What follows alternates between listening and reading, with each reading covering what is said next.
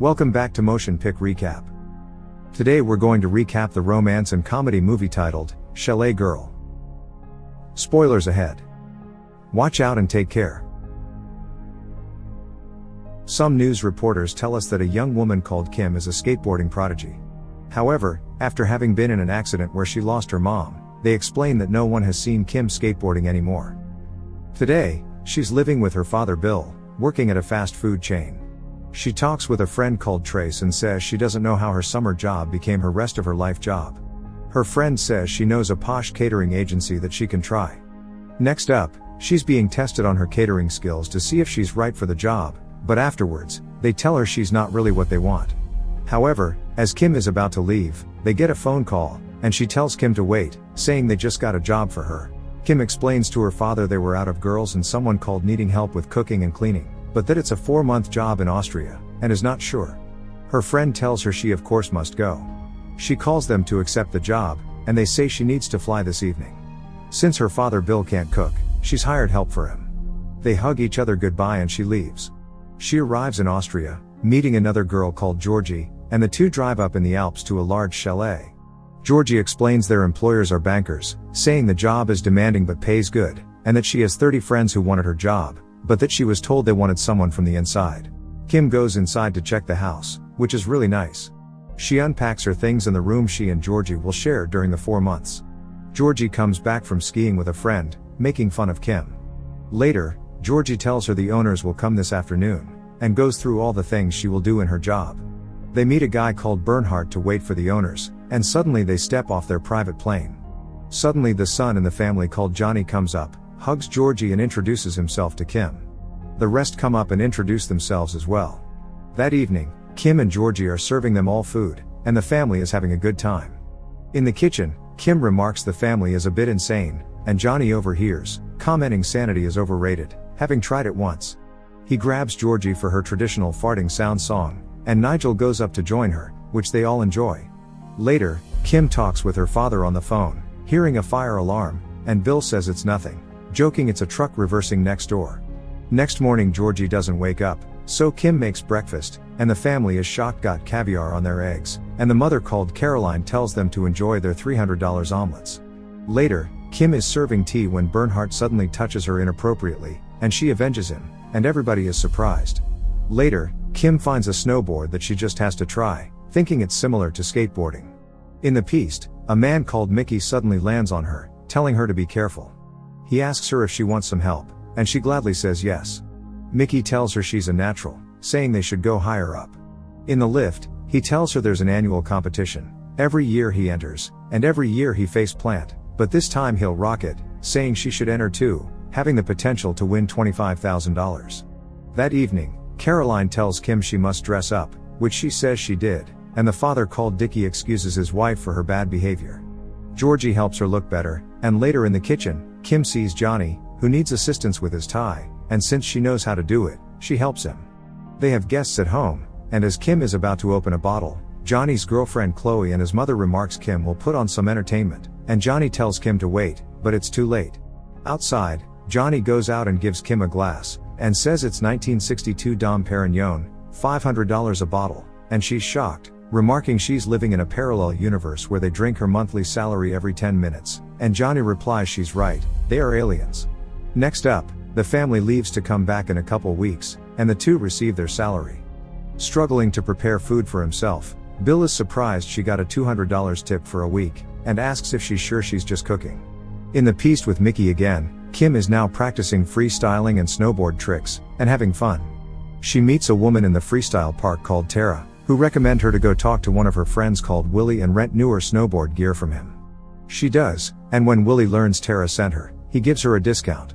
Next up, Mickey meets Georgie and Jules, who are his friends, and he tells them to check out Kim. Jules asks Georgie if she really said Kim never had been in the mountains before, and Georgie confirms she hasn't. Sadly it's snowing during the following days, and Kim can't go snowboarding. One day, Bernhardt says he's been asked to test the tub and asks if they want to join him. They tease him and say they would love to, but have no swimsuits. Bernhardt comments, "Who needs swimsuits?" and they reply he's right, they can do it without, and he thinks they are serious, and the two laugh. It's Kim's birthday, and Georgie convinces Kim to go out, and they meet Mickey in a bar. They meet Willie, and Kim waves to Tara on the other side of the bar. Mickey is surprised she knows Tara, who is a real snowboarding goddess, and Willie, who knows Tara, remarks Tara thinks Kim has great potential, and Mickey jokes he taught Kim everything he knows. They have fun, and they start dancing and drinking. As they start getting drunk, they get a bad idea. Suddenly they are at the chalet, having invited people, and are doing foolish things. They dare Kim to roll in the snow, but then suddenly, Bernhardt arrives with Johnny, Chloe, and Nigel, and everyone is embarrassed. They end up having to clean up a whole bunch, and are told their salaries and tips will go to paying for a stereo that got destroyed, all while the others go skiing in the meantime. As the two are finished, they go out too, and meet the others at the lift. Nigel asks if chalet girls love to have sex in gondolas, and Georgie replies of course. Chloe remarks people will see in, but Kim adds that if you do it right, the windows steam up. Johnny points at some tracks in the snow, saying some unknown man they call the Yeti always walks up early and ski down in the fresh snow before anyone else. Soon after, they all enjoy skiing down the mountain. Johnny makes a nice jump, but as Kim tries, she gets flashbacks to the incident in which her mother died, and she hesitates. Immediately Chloe tries jumping too, but that ends in a disaster. She breaks her leg, and they have to fly back to London.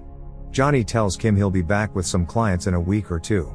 Next up, Kim comes to ask Mickey for help. Mickey tells her to watch how he does it, and makes a jump. He yells to her to jump into his arms, but she can't. Mickey comes back and asks what's up, proposing a solution to help her overcome her fear. They walk up and jump down together. Next, Kim is jumping over and over, finding it very fun, and both are happy. As they have taken a short break and gone up into the mountain, they try the freestyle park again, but as Kim goes for the jump, she gets her flashback again and falls.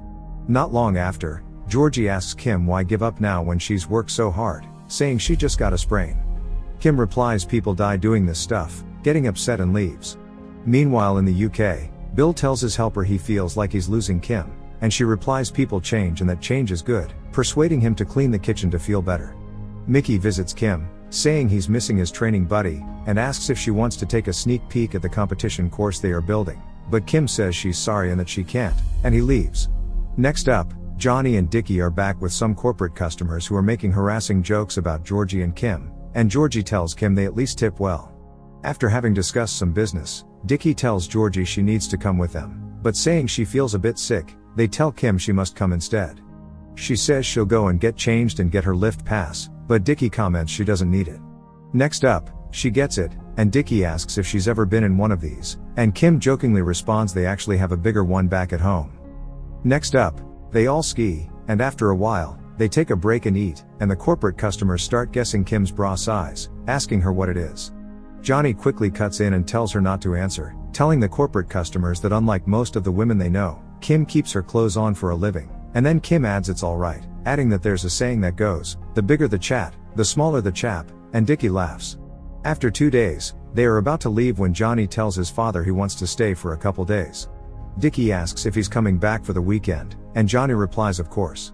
Kim says out loud that they forgot to take their tips for the damaged stereo, thinking she talked to Georgie, but she thought wrong and Johnny takes their tips. He then tells Kim she can earn her money back, saying he wants to hire her. Next up, Kim is helping Johnny learn snowboarding, all while they have a friendly and lively conversation. Suddenly Kim says she can show him how it's done, and Johnny and Mickey watch her doing tricks. Later, the two talk, and Johnny reveals his parents have pretty much planned his whole life, his father having saved a place at the company board and his mother not being satisfied until he marries Chloe, saying he's always dreamt of trying a career in music. Kim asks why he doesn't just try it, and he replies it's not that simple. The next day, the two take the helicopter together to ski down the mountain off-piste, and later that day, they are fooling around and having fun, and suddenly Johnny kisses her, and as they get back, they end up in bed together.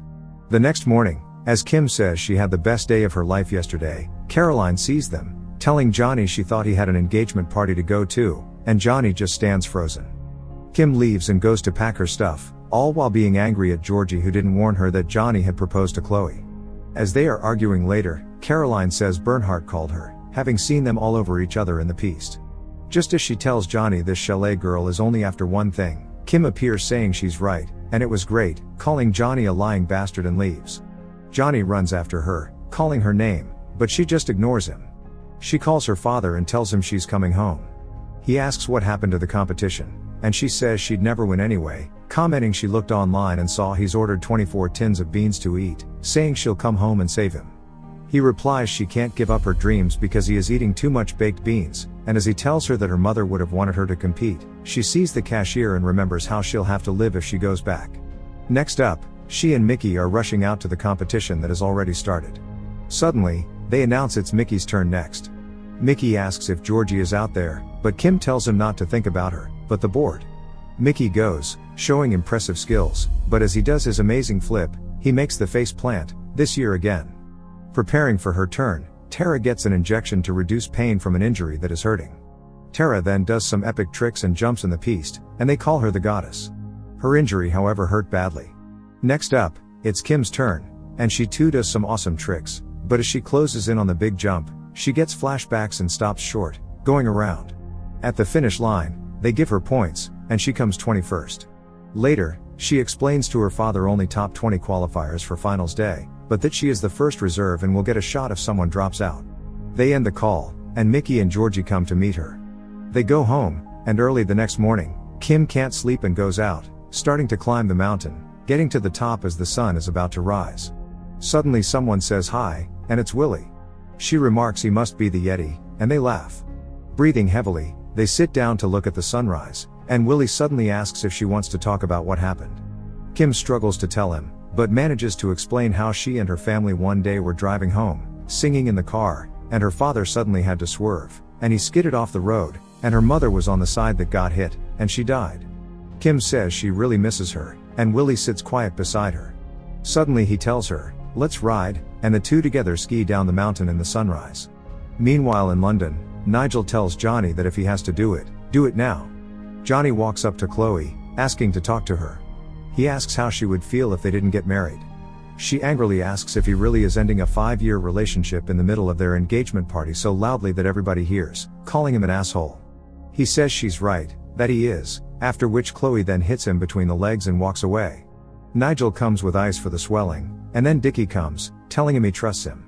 Suddenly, his mother starts a speech about the happy couple, and Dickie leads Johnny out and then tells himself it's time to make her drunk.